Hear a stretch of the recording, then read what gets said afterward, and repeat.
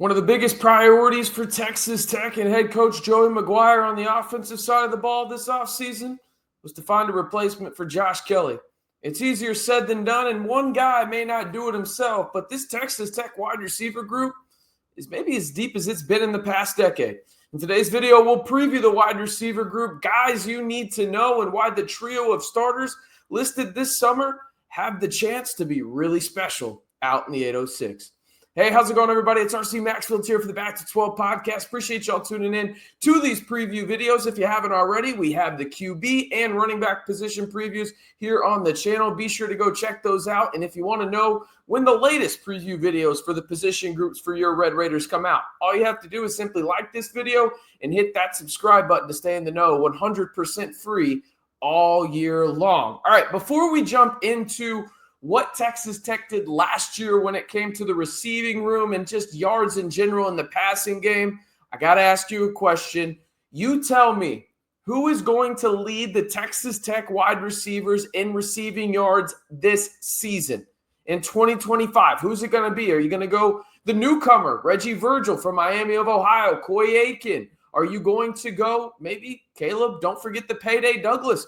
Maybe Micah Hudson? You let me know who you think will be the leading wide receiver in terms of receiving yards for Texas Tech in 2025 down on the pinned comment below. All right, let's look at where Texas Tech was last year when it comes to receiving. And pretty good that you have two of your top three receiving threats back in this offense. Obviously, Josh Kelly was the mainstay in terms of being that guy that was just go-to. It felt like if you needed 3rd and 4, 3rd and 5, you knew where the football was going each and every damn time, and it was Josh Kelly specifically in the passing game. You got Caleb Payday Douglas back, the big home run threat down the field, Coy Eakin, the West Texas Cowboy, as some people call him. He's your number 2 wide receiver right now, and you've got some new guys in there. Really, when you look at it, though, the thing that stands out to me is the fact that you do have 2 of your top 3 leading wide receivers from a year ago back, and you have your quarterback as well. So there's some continuity there that a lot of teams in the modern portal era just simply do not have. Now, are there new pieces are going to be involved in this Texas Tech passing game, specifically at the wide receiver spot?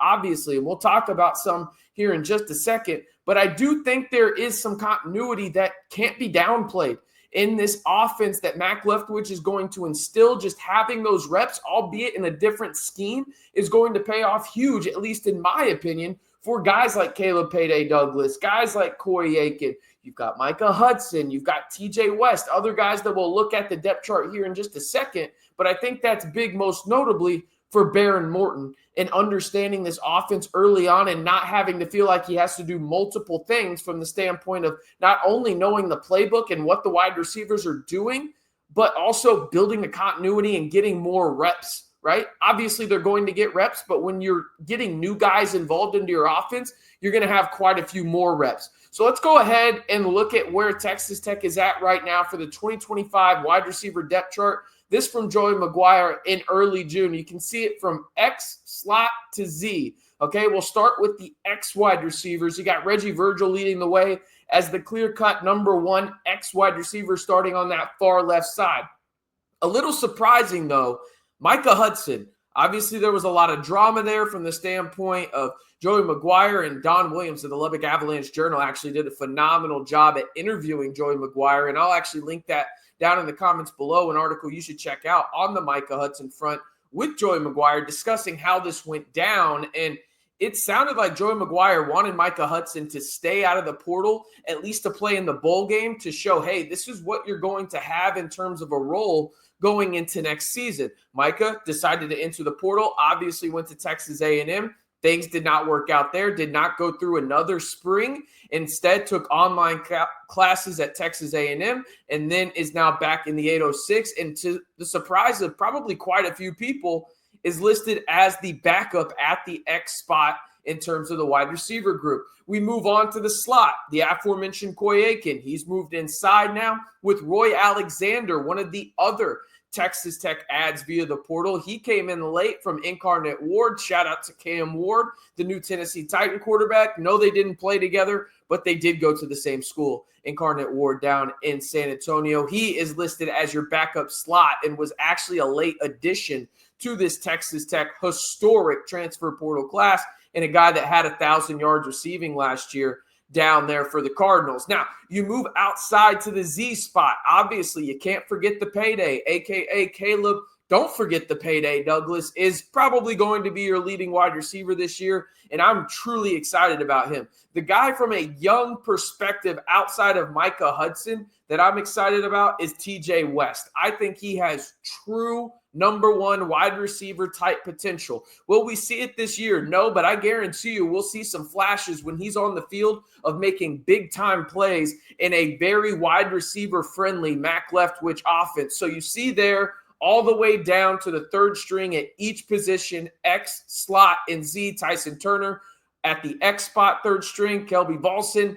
At the slot, and then Price Morgan over at the Z. This is a really solid wide receiver group, obviously led by two guys returning in Caleb Douglas and Coy Eakin. I like Reggie Virgil. There's been some health concerns going through spring, but as it stands right now, he should be 100% ready to go for game number one, and maybe more importantly, fall camp. Micah Hudson, like I mentioned, surprising quite a few people, being listed as the number 2 X wide receiver. I love it. I think he's going to have a pretty big season in terms of, I'm not saying he's going to go out there and get 1,000 yards or anything, but I don't think it would shock me at all if Micah Hudson's in that 450, 500 range, because he is going to make plays when he is on the field, specifically if he knows the playbook. And I think maybe the most important thing of all with Micah Hudson, he is effing motivated right now to live up to that 5-star potential that he has. And he has the chance to be one of the best players on this Texas Tech team in terms of skill players. Now, you may notice Roy Alexander doesn't have a number next to his name. Tyson Turner's is cut off by my big ass head, but Roy Alexander has not decided on his number yet. That's why there's no number next to his name. Overall, for me, this wide receiver room is going to be run by those 3 guys that are starting. That's not a shock to anybody, but the guy that I think has the potential to truly be one of those upper echelon wide receivers, and maybe not the same kind of game as Josh Kelly, but a guy that is going to be reliable, is going to be Caleb "Payday" Douglas. Now, Coy Eakin is going to be that guy that's kind of best friends with Baron Morton in the sense of best friend over the middle, as well as John Carlos Miller III, and then Terrence Carter Jr. from the tight end perspective. And we'll talk about them later on in the week when it comes to breaking down that position. But for me, I think Caleb "Payday" Douglas has the highest potential in terms of this specific season in going out there and being a potential top 5 wide receiver in the Big 12. In fact, I think Caleb "Payday" Douglas is going to have close to 1,000 yards, maybe even closer to 1,100, just from the sheer standpoint of he can take the top off of the defense, and defenses are going to have to respect that intermediate area of the field now because you got Coy Eakin. You've also got some speed on the other side with Reggie Virgil, right? So it's going to be a lot more one-on-one for Caleb "Payday" Douglas on the other side, and I think that's going to open things up for him to have big-time plays. Now, on the other side at the X spot, I think Reggie Virgil is going to have a big-time year in the sense of allowing the top to be off the defense, because you're not going to be able to cover both the speedsters on the outside and Caleb, a.k.a. CD, a.k.a. Payday, on the right side, or Reggie Virgil, a guy that has that legit 4.4 speed. So you think about it from that perspective, you've got more speed, you've got more athleticism, and it feels like you've got guys in a position, specifically at wide receiver, that fit their skill set in an offensive scheme that is predicated and designed for wide receivers to absolutely ball the hell out in Mac Leftwich's scheme. So I think we're going to see a big year from the wide receivers. Am I saying Baron Morton's going to throw for 4,000 yards? No. In fact, if you go and watch the quarterback preview video here on the channel, the question of the day was, does Baron Morton go over or under 3,500 passing yards? I think he goes over. I think it's probably closer to 3,700. But I think your leading receiver this year is Caleb "Payday" Douglas, with Coy Eakin, Reggie Virgil not too far behind, and you see quite a bit of production from the likes of Micah Hudson. You've got Roy Alexander making timely catches, and then some of the youngsters evolve as well. Most notably, in my opinion, I think TJ West has a pretty sizable jump going into his second year out in the 806. All right, one more time before we end this video. You tell me down on the pinned comment below which Texas Tech wide receiver will lead the Red Raiders in receiving yards in 2025. You heard my answer. I think it's Caleb Payday Douglas. Call me the easy way out, whatever you want to say about that prediction. I think he gets close to 1,100 yards, but I want to hear your prediction down on the pinned comment below. And before you head out of here, while you're down there, you might as well like the video and hit that subscribe button for 100% free Texas Tech football content all year long, whether it's on the gridiron or in the portal. And shoot, we even cover Texas Tech men's basketball year-round, whether they're happening in the portal, the high school recruiting ranks, whether it's happening on the hardwood, whatever it is, we've got you covered right here on the largest group of Texas Tech fans on YouTube in the Back to 12 podcast channel. All right, I'm RC Maxfield reminding you, as always, to stay safe and Wreck 'em Tech.